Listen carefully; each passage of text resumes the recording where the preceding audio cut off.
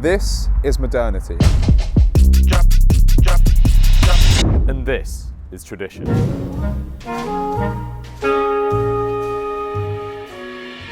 I'm sure you've seen this meme before. In our eyes, it shows the separation from the men to the boys, albeit in a more tongue-in-cheek fashion. This pseudo-cool metaphor serves with the intention of telling us that the sweetened, easy-to-consume path that modern life tempts us with is inferior to traditional exercises. This example is inherently biased though. Cigarettes and coffee are cool, romanticised in abundance as a stoic image associated with writers, artists and philosophers. Whilst vapes and energy drinks sit firmly within the social zeitgeist of children and the chronically online. By this extent, the metaphor presents the idea that the maturity of tradition is far superior to the juvenile nature of modernity. However, we're tempted to construct a new metaphor here. The unlimited nature of vapes, with their colourful flavourings and ease of use, act as a reflection of modernity. A parallel motif we can easily call upon here is the phone. However, the cigarette, the traditionalist counterpart to the vape, also has a parallel.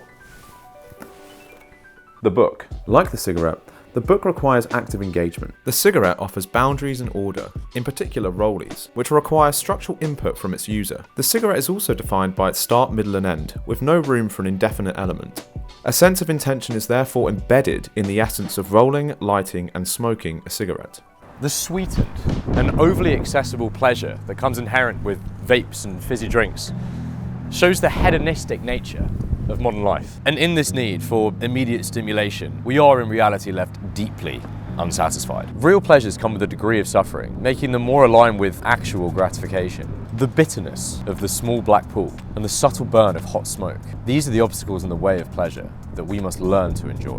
If one were to approach the cigarette and coffee with the same level of detached consumption as they do with the vapes and energy drinks, the overall pleasure would be lost from the experience. The American mind cannot comprehend this image. Look, we're no cultural analysts, but there is an interesting divide between the two halves of the Western world. Where in Europe, specifically the Mediterranean, there's a more laid-back and slower pace, and that's encouraged. A stark contrast to other more capital-driven Western countries, where people are encouraged to consume as much as possible, as quickly as possible. The vape and Red Bull pairing sparks to mind a more chaotic, fiendish image. And I'll tell you this, it's not attractive. But the slow swirl of smoke, lightly perched upon a cup of coffee, has this romantic sense of apathy about it. A romantic effortlessness that flirts with our inner nihilism. The inner desire we even keep secret from ourselves, the desire to die. But we have to remember, we're cherry picking here.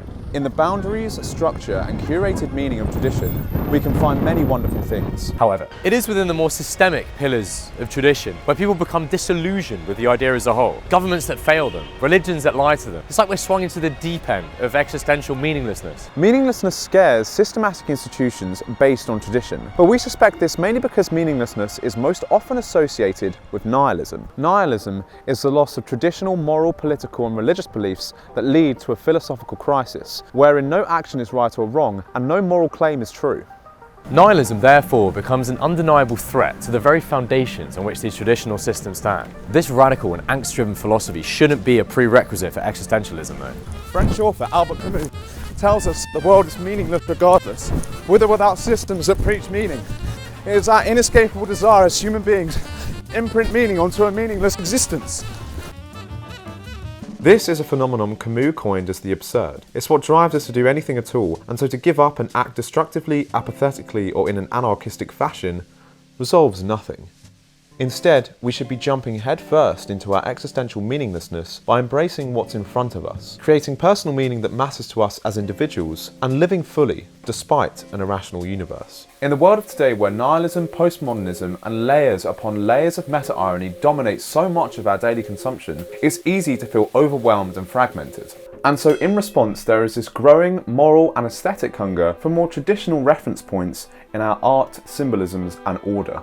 Here, the postmodernism embrace of tradition arises, combining both positive aspects of tradition and modernity with a new engagement and sincerity. So, let's reframe our nihilistic cigarette in the flood of the absurd and postmodernism. Listen, rather than toying with our nihilistic tendencies, it offers us a structured and curated meaning, however brief. But that meaning must come from within, instead of the systematic pillars of tradition we've come to mistrust. So embrace tradition, and maybe don't reject modernity, unless it's vapes, in which case, reject it all the way.